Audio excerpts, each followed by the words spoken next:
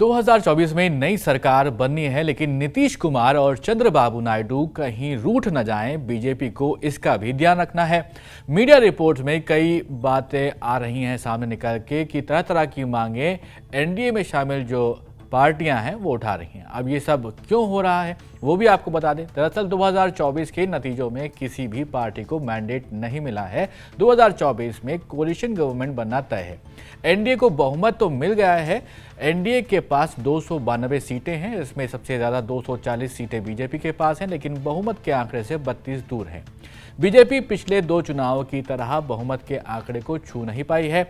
इसका मतलब यही है कि बीजेपी अकेले तो सरकार नहीं बना सकती है। बीजेपी को एनडीए के समर्थन वाले दलों का साथ जरूरी होगा। एनडीए के 2 सबसे बड़े दलों में नीतीश कुमार की जेडीयू को 12 और चंद्रबाबू नायडू की पार्टी टीडीपी को 16 सीटें मिली हैं। ऐसे में नीतीश और नायडू पर बहुत कुछ निर्भर करने वाला है। इस वीडियो में आपको बताते हैं कि नीतीश कुमार और चंद्रबाबू नायडू और बाकी के दलों ने बीजेपी से क्या कुछ मांगे रख दी हैं। मेरा नाम है सैयद सोबान, आप देख रहे हैं स्विच।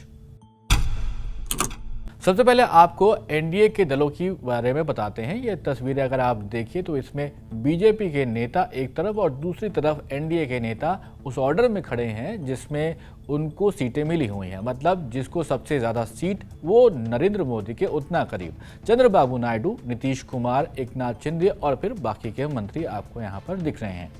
अब सवाल यही है कि सरकार बनाने के लिए सभी दलों को एक साथ लेकर चलना होगा, किसी को भी नाराज नहीं करना है।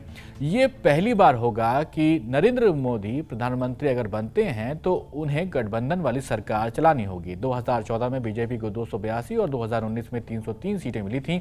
वहीं 2024 में बीजेपी को सिर्फ 240 सीटें मिली हैं, उस पर उन्होंने जीत दर्ज की है। इसका मतलब यह है कि वो अकेले सरकार नहीं बना सकती हैं।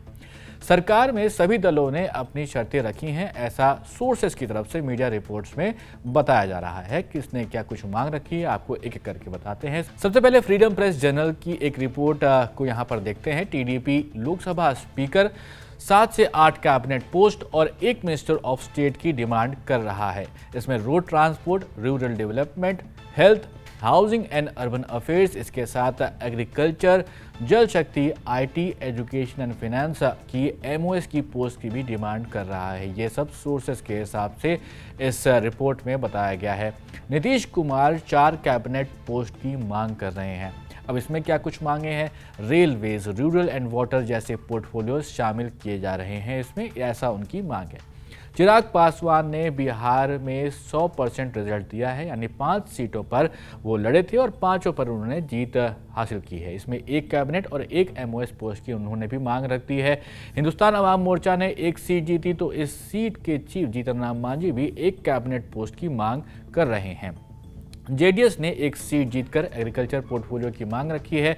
एकनाथ शिंदे की शिवसेना ने 7 सीटें जीती हैं, उन्होंने 1 कैबिनेट और 2 एमओएस के पोर्टफोलियो की मांग रखी है, ऐसा सोर्सेस के हवाले से खबर आ रही है। इसके अलावा फर्स्ट पोस्ट ने इंडियन एक्सप्रेस के सोर्स के हिसाब से लिखा है कि नीतीश कुमार संसद में स्पीकर पोस्ट की डिमांड कर सकते हैं। इसके अलावा अपनी पार्टी के जीते हुए उम्मीदवारों के लिए 4 से 5 कैबिनेट पद की मांग कर सकते हैं। बताया जाता है कि चुनाव से पहले नीतीश कुमार से 3 कैबिनेट और 1 एमओएस पोर्टफोलियो दिए जाने की बात कही गई थी बीजेपी की तरफ से, यानी कि एनडीए जो गठबंधन है उसमें। वहीं हिंदुस्तान टाइम्स की एक रिपोर्ट में कहा गया है कि जेडीयू बिहार में 12 सीटें जीतने के बाद कम से कम 4 सीटें और 1 एमओएस की मांग रख सकती है। वहीं इंडियन एक्सप्रेस की रिपोर्ट में लिखा गया है कि टीडीपी राज्य के लिए स्पेशल स्टेटस की भी डिमांड उठा सकती है। इसके अलावा टीडीपी कुछ इंपॉर्टेंट पोर्टफोलियोज की भी नरेंद्र मोदी की कैबिनेट में मांग कर सकती है, यहां स्पीकर पोस्ट की भी डिमांड रख सकती है। रिपोर्ट में इस बात का भी जिक्र मिलता है कि चंद्रबाबू नायडू अपने बेटे को केंद्र की राजनीति में आगे बढ़ाना चाहते हैं।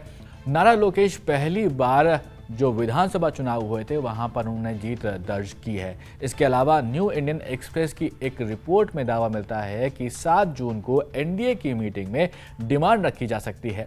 वहीं पर आपको बता दें कि बीजेपी अपने पास railway, home, finance, defence, law and IT जैसे डिपार्टमेंट रख सकती है। नीतीश की जेडीयू एक कैबिनेट के साथ 2 एमओएस पोस्ट की मांग कर सकती है। शिंदे की शिवसेना की मांग यहाँ पर एक कैबिनेट और 2 एमओएस पोस्ट की हो सकती है। एलजेपी रामविलास पासवान एक कैबिनेट और 2 एमओएस की पोस्ट की मांग कर सकता है।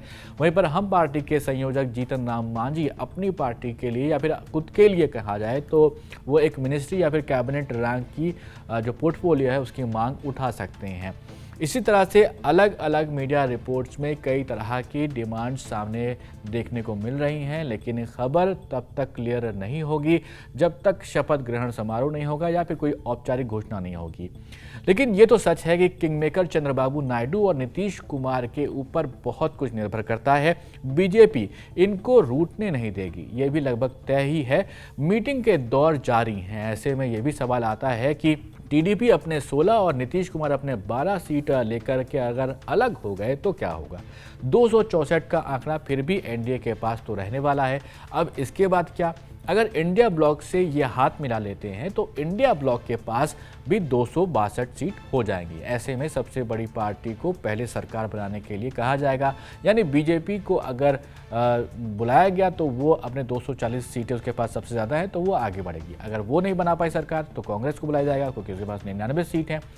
अगर वो भी सरकार नहीं बना पाई तो फिर उसके बाद यहाँ पर चुनाव फिर से कराने की बात कही जाएगी। लेकिन ऐसे कोई भी सिनेरियोज अभी देखने को मिल नहीं रहे हैं और यहाँ पर देखने को सबसे बड़ी बात यही है कि नीतीश कुमार और चंद्रबाबू नायडू एनडीए में क्या कुछ मांग रखते हैं, अपनी कौन से कैबिनेट, कौन से पोर्टफोलियोज की मांग रखते हैं, क्योंकि वो सबसे बड़े किंग मेकर इस वक्त नज़र आ रहे हैं और बीजेपी यहाँ पर उनको नाराज़ नहीं करना चाहेगी। उनको जो उनकी मांगे हैं उसके हिसाब से मीटिंग में तय होगा कि उनको क्या पोर्टफोलियो दिए जाएं, उसके बाद ये सरकार बनती दिख रही है। वहीं पर अगर आप खड़गे की बात करेंगे तो खड़गे ने ये कहा है कि वो अभी विपक्ष में फिलहाल बैठने के लिए तैयार है, लेकिन वो नज़र लगातार बनाए रखेंगे सरकार के ऊपर और सही समय पर सही फैसला लिया जाएगा इंडिया ब्लॉक की तरफ से।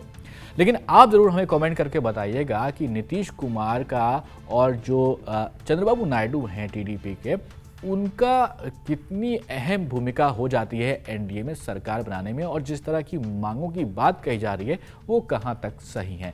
ज़रूर कमेंट करके बताइएगा और ऐसे ही वीडियोस के लिए देखते रहिए स्विच।